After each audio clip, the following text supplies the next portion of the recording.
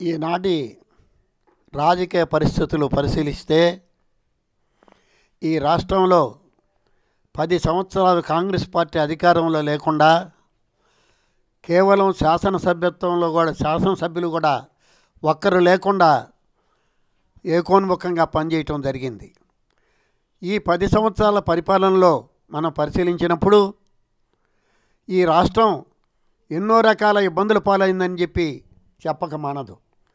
Congress party హయాంలోనే పేద బడుగు బలహీన వర్గాల వారికి ఎంతో మేలు జరిగింది. ఆ రోజు కాంగ్రెస్ పార్టీ విప్లవాత్మకమైన భూ సంస్కరణలు జరిపించి ప్రతి పేదవాడికి ఎకరో భూమి ఇచ్చి హక్కును కల్పించి రైతులతో సమానంగా వాళ్ళ స్థాయిని పెంచడం జరిగింది. బ్యాంకుల జాతీయకరణ చేసి ప్రతి బీదవాడు కూడా బ్యాంకుల దగ్గరికి పోయి సాధికారంగా నాకు లోను కావాలా, నేను అప్పు తీరుస్తానని స్థాయికి ఎదగటం, ఆ బ్యాంకులు కూడా ఆ రోజు ఆదరించి అనేక లోన్లు బీద ప్రజలకు ఇవ్వటం జరిగింది. 20 అంశాల ఆది కార్యక్రమం కింద కాంగ్రెస్ పార్టీ స్వయంగా ప్రతి బీదవాడికి ఎద్దో బండో ఇది ఇతర చిల్లర అంగడో ఏదో విధమైన సహాయం చేసి వాళ్ళ ఆర్థిక పరిస్థితిని పెంచడం జరిగింది. అంతేకాకుండా ఒక స్థాయిలో ఒక హరిజనుని కానీ గిరిజనుని కానీ పోలీస్ స్టేషన్కి తీసుకుపోయి నిర్బంధిస్తే దానికి కాంగ్రెస్ పార్టీ అధికారం చలాయించి మీరు ఈ విధంగా చేయడం తప్పు కాదని అనేక సంస్కరణలు తీసుకొచ్చిన దానివల్ల ఆనాడు ప్రతి ఒక్క హరిజనుడు కానీ గిరిజనుడు కానీ అల్పసంఖ్యాక వర్గాల వారికి కానీ ఒక సాధికారత కలిగిందని మనవి చేస్తున్నాం. అంతేకాకుండా కాంగ్రెస్ పార్టీ ఎన్నో ప్రజోపయోగకరమైన కార్యక్రమాలు ప్రాజెక్టుల నిర్మాణంలో అయితేనేమి పరిశ్రమల నిర్మాణంలో అయితేమి ముందుండి ఈ దేశానికి ఒక దిశ ఏర్పాటు చేసి అభివృద్ధి పథంలో పురోగమించి చేసింది కాంగ్రెస్ పార్టీ అని ఈ సందర్భంగానే మనవి చేస్తూ ప్రత్యేకించి ఇన్కమ్ స్థాయి ప్రతి బీదవాడికి కూడా ఒక విధంగా పెంచడం జరిగింది. ఆ రోజు జగన్మోహన్ రెడ్డి గారి పరిపాలనకు వచ్చిన తర్వాత ఆయన ఏదో బటన్ నొక్కడం బీదవాళ్ళకు నేను డబ్బు పంచడం అని ఒక కార్యక్రమాన్ని మాత్రం నిర్విఘ్నంగా చేశాడు. దాంట్లో ఏ లోటుపాట్లు లేకుండా కూడా చేశాడు. కానీ సామాన్య ప్రజానీకం అందరికి కూడా ప్రజాస్వామ్యబద్ధంగా ప్రజోపయోగకర కానీ అభివృద్ధి కార్యక్రమాలు కానీ ఏమీ నిర్వహించాల. ఆయన అధికారంలోకి వచ్చి రకరకాల సంస్కరణలు ఏ విధంగా చేశాడంటే పోలవరం ప్రాజెక్టును టీడీపీ హయాంలో 70% చేస్తే ఈయన ఏ అభివృద్ధిని కానరాకుండా ఇరిగేషన్ మంత్రులుగా ఇరిగేషన్ సంబంధించి ఓనమాలు రానటువంటి నాయకుల్ని పీడబ్ల్యూడీ మినిస్టర్లుగా చేసి అంతా ఆయనే పరిపాలిస్తూ వాళ్ళ నామమాత్రంగా బుటకంగా చేసి పోలవరం ప్రాజెక్టుని సర్వనాశనం చేశాడు. అదేవిధంగా రోడ్ల నిర్మాణంలో అయితేనేమి ఇతర సంక్షేమ కార్యక్రమాలు అయితేమి హౌసింగ్ ప్రోగ్రాంలో అయితేని అన్నీ బూటకపు మాటలే. ప్రత్యేకించి ఇళ్ల స్థలాలు ఇచ్చినప్పుడు కూడా శాసనసభ్యులంతా కూడా మంచినీళ్లకు కొద్దిపాటి రేటుకే భూములు కొని ఇళ్ళ ఇచ్చేటప్పుడు మొత్తం 10 అంతలుగా పెంచుకొని ఈ రాష్ట్రాన్ని దోపిడీ చేసుకోవడం జరిగింది శాసనసభ్యులు. అంతేగాని బీదవారికి సంక్షేమాన్ని మాత్రం చూడలేదు, ఇళ్ల నిర్మాణం జరగలేదు. గత ప్రభుత్వం కట్టిన ఇళ్లను కూడా ప్రారంభోత్సవాలు లేకుండా దారి దోపిడీ దొంగలు భయం చేసి దారబంధాలు తలుపులు కూడా పెరుక్కోపోవడం జరిగింది. కానీ ఈనాటికి కూడా ఇళ్ల పంపకం కేంద్ర ప్రభుత్వం ఇచ్చిన ఇళ్ల పంపకం ఆ రోజు చంద్రబాబు నాయుడు ఇచ్చిన ఇళ్ల పథకాన్ని పంపకం జరగల. అదేవిధంగా మన నెల్లూరు జిల్లాలో కూడా బస్ షెల్టర్లు ఏసీ లెవెల్లో బస్ షెల్టర్లు కడితే ఆ బస్ షెల్టర్ జోలికి కూడా పోకుండా వాటిని సర్వనాశనం చేశారు. ఎవరి పాటి కూడా వస్తువులు ఎత్తుకోపోవడం జరిగింది. ఇది పరిపాలన. ఈ పరిపాలనలో మన వారసత్వంలో వచ్చాము. అన్ని ప్రభుత్వ సంస్థలు వీటిని కాపాడాలని ఉద్దేశం లేకుండా దురదృష్టంగా ఆ కార్యక్రమాలు చెడిపోయేటట్టు చేశాడు. రావటం ప్రజాభవన్ను పగలగొట్టి ఆ రోజు చంద్రబాబు నాయుడు కట్టిన ప్రజాభవన్లో ఉండకూడదని దేశ రాష్ట్ర నాయకత్వానికి ప్రారంభోత్సవం చేశాడు. ముందు రోజు కలెక్టర్ల కాన్ఫరెన్స్ జరిగి ఆ రోజు రాత్రి ఆ భవనాన్ని పగలగొట్టాడంటే ఎంతటి దుర్మార్గుడో ప్రజలు అర్థం చేసుకోవాలి. అంతేకాకుండా రోడ్ల నిర్మాణంలో కానీ, ప్రాజెక్టుల నిర్మాణంలో కానీ, అభివృద్ధి కార్యక్రమాల్లో కానీ ఏ విధంగా ముందుకు పోకుండా కేవలం బట్టను 10% నొక్కి 90% వాళ్ళు నొక్కేసుకోవడం జరిగింది. కానీ ప్రజా పరిపాలన సజావుగా జరగలేదు. పరిపాలనలో ఎన్నో లోపాలు ఉన్నాయి. వాళ్ళ శాసనసభ్యులు శాసించిందే సిద్ధాంతం, కానీ ఇతరులు చెప్పింది జిల్లా కలెక్టర్లు, ఎస్పీలు కూడా వినటంలే. కేవలం ఆ శాసనసభ్యుడు అంటే ఆయన వైఎస్ఆర్ కాంగ్రెస్ పార్టీ శాసనసభ్యుడు చెప్పిందే అదే వేదం. ఆ వేదం చెప్పినట్టుగానే నడుచుకోవడం జరిగి ప్రజా పరిపాలన కుంటుపడిపోయిందని చెప్పి నేను మనవి చేస్తున్నా. ఉద్యోగుల సంక్షేమంలో కానీ ఎన్నెన్నో ఆ రోజు అసత్యాలు చెప్పి పాదయాత్రలు జరిపాడు.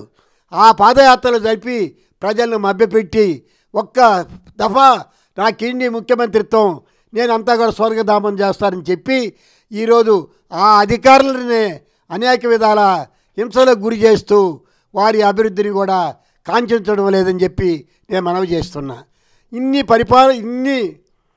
ఇన్ని వ్యతిరేక పవనాలతో ఈరోజు జగన్మోహన్ రెడ్డి వస్తే ఆయన నోటిగుండల్లా చెప్పేదల్లా అసత్యం. ముఖ్యమంత్రిగా ఒక స్థాయి ఉండాలి. తను ఒక మాట చెప్పితే అది పరిపాలనలోకి రావాలా.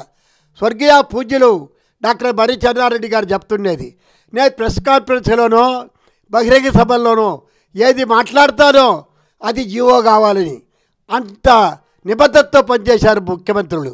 వాళ్ళు ఏది చెప్తే జరిగేది. కానీ జగన్మోహన్ రెడ్డి నేను బీద వర్గాల వ్యక్తి అంటాడు. బీదోళ్ళేమో తెలవదు ఆయనకి. ఏనోడో బీదోళ్ళ ముఖం చూసిన కూడా కాదు. ఆ రోజు ఎన్నికలకు వచ్చి తల మీద చేతులు పెట్టి నేను ఉన్నాను మీకని చెప్పి ముసలి ముతకిని అందరినీ కూడా మోసం చేశాడు. కానీ ఒక్క సామాన్య శాసనసభ్యుడికి కూడా ఈనాటికి ఇంటర్వ్యూ ఇలా చాలామంది శాసనసభ్యులు ముఖ్యమంత్రిని స్వయంగానే కలుసుకోవాలా. ఇది ఎక్కడైనా భారతదేశంలో జరుగుతుందా అని చెప్పి నేను మనవి చేస్తున్నా. ఈ విధంగా శాసనసభ్యులు కూడా పక్కన పెట్టి దోపిడీదారులకు ప్రోత్సాహం ఇచ్చి ప్రకృతి సంపదనంతా కూడా దారి దోపిడీ దొంగల్లాగా రోడ్లు కూడా తవ్వుకొని అమ్ముకున్న ప్రజాప్రతినిధుల్ని ప్రోత్సహించిన వ్యక్తి జగన్మోహన్ రెడ్డి గారని చెప్పి నేను మనవి చేస్తూ, హిట్లరు, ముసలి లాంటి నియంత్రణలాగా ఆయన పరిపాలన సాగింది. కానీ ప్రజాస్వామ్యవాదిగా రాజశేఖర రెడ్డి కుమారుడిగా ఈ రాష్ట్రానికి ఆయన ఏ విధమైన అభివృద్ధి కాంక్షించలేదు. ప్రజాశాంతికి పాటుపడలేదని చెప్పి మనవి చేస్తూ, జగన్మోహన్ రెడ్డి గారికి ఉన్న కేసులన్నీ కూడా ఈ రాష్ట్రాన్ని ఏ విధంగా కొల్లగొట్టింది, ఎన్ని ప్రాజెక్టులతో డబ్బు తీసుకున్నది, మొత్తం కేసులు సిబిఐ స్వాధీనంలో ఉన్నాయి. ఈరోజు ఆ కేసులను వాయిదాలు వేయించుకొనే బతుకుతున్నాడు. 10 సంవత్సరాలుగా వాయిదాలు వేస్తున్నాడు కోర్టులకి. ఎక్కడైనా భారతదేశంలో జరిగి ఉందంటండి. ఒక కేసు సిబిఐ ఎంక్వైరీ తీసుకున్న తర్వాత, ఈబీసీ ఎంక్వైరీ తీసుకున్న తర్వాత వాయిదాలు వేస్తూ కాలం వెళ్తున్నాడు. భారతదేశంలో ఉండే కేంద్ర ప్రభుత్వాన్ని వ్యతిరేకిస్తే వీటి మీద విచారణ జరుపుతారు. అందుకని భయపడి ఆ కేంద్ర ప్రభుత్వం మోడీ గారు కానీ, షా గారు కానీ ఏది చెప్పినా అది వేదంగా భావించి వారి కార్యక్రమాలకి నిర్వహిస్తూ వాళ్ళ ఏజెంట్గా పనిచేస్తున్నానని చెప్తున్నా. వివేకానంద రెడ్డి చాలా ఉత్తమ ప్రజాప్రతినిధి. రాజశేఖర రెడ్డి రాముడైతే వివేకానంద రెడ్డి లక్ష్మణస్వామిగా ఉండేవాడు. అంత వినయవిధేయతతో ఆ కుటుంబాన్ని ఆ కుటుంబ అభివృద్ధికి తన అన్న ముఖ్యమంత్రి అవటానికి పాటుపడిన మహనీయుడు వివేకానంద రెడ్డి. అటువంటి వివేకానంద రెడ్డితోనే విభేదించి తాడేపల్లి ఆదేశాలు, తాడేపల్లి మాటల ప్రకారమే వివేకానంద రెడ్డి గారి హత్య జరిగిందనేది జగద్విదితం. ఎన్ని చెప్పినా జగన్మోహన్ రెడ్డి తెలవకుండా ఆ వివేకానంద రెడ్డి హత్య జరగడం అనేది హాస్యాస్పదం. ఎటువంటి పరిస్థితి అన్నీ తెలిసే జగన్మోహన్ రెడ్డి గారు వాళ్ళ చిన్నాన్న చనిపోవటానికి కారణమయ్యాడని చెప్పి నిష్పక్షపాతంగా నేను మనవి చేస్తున్నా. రామకృష్ణ అని మాట్లాడే ప్రతి మాట జగన్మోహన్ రెడ్డి చెప్పమంటే అయినా ఆయన పత్రికా విలేకరులతో చెప్తాడు. ఆయన స్వయంగా అభిప్రాయాలు ఏమీ లేవు. ఆయన ఏమి రాజకీయవేత్త కాదు, ఏనాడు రాజకీయాలు నడిపినవాడు కాదు. కేవలం ఒక ప్రెస్లో ఉండి ఆనాడు వార్తాపత్రిక షేర్లు తేవటంలో విజయసాయి రెడ్డిను ఇటు సజ్జల రామకృష్ణారెడ్డి గారు కూడా సంయుక్తంగా ప్రయత్నాలు చేసి ఈ రాష్ట్రాన్ని దోసుకొని ఆ రోజు వాళ్ళ ఛానల్కి పెట్టుబడి పెట్టడం జరిగింది. అటువంటి పత్రికా రంగంలో ఉండిన వ్యక్తికి కేవలం రాజకీయ అనుభవం లేకుండా జగన్మోహన్ రెడ్డి గారు ఏది చెప్తాడో అదే ప్రజలకు చెప్తూ ఉన్నాడు. జగన్మోహన్ రెడ్డి రెండు రకాలుగా ఉంటాడు వ్యక్తి. ఆయన ఏదన్నా దుర్మార్గం మాట చెప్పాల్సినప్పుడు సజ్జల రామకృష్ణారెడ్డి చేతనో, లేకుంటే ఈరోజు రాష్ట్ర ముఖ్య సలహాదారుగా ఉన్నటువంటి ధనుంజయ రెడ్డి గారు, వీళ్ళిద్దరి చేతనే ఈ దుర్మార్గ కార్యక్రమాలని జరిపిస్తుంటాడు. ఎమ్మెల్యేలకు సీట్లు లేదనేది కూడా ధనుంజయ రెడ్డి ఒకటి గుండా చెప్తేనే ఎమ్మెల్యేలు తిరిగి రావాలి. కానీ ఆ ఎమ్మెల్యే తిక్కిడముకిచ్చిన ఎమ్మెల్యేకి కూడా దర్శనమిచ్చే భాగ్యం లేదు ఆయన దగ్గర. కేవలం ఆ విధంగా సజ్జల రామకృష్ణారెడ్డి చెప్పాడంటే వాళ్ళ అభిప్రాయం అదే. ఆమె చెల్లెలని భావన కూడా లేదు ఆయనకి. చెల్లెల్ని కానీ తల్లిని కానీ ఏనాడు ఆయన ఆదరించాల. ఎన్నికలైన తర్వాత నేను ఆయన బాణం జగన్మోహన్ రెడ్డి గారి బాణాన్ని అని చెప్పి రాష్ట్రమంతా షర్మిల తిరిగి పార్టీని బలపరిస్తే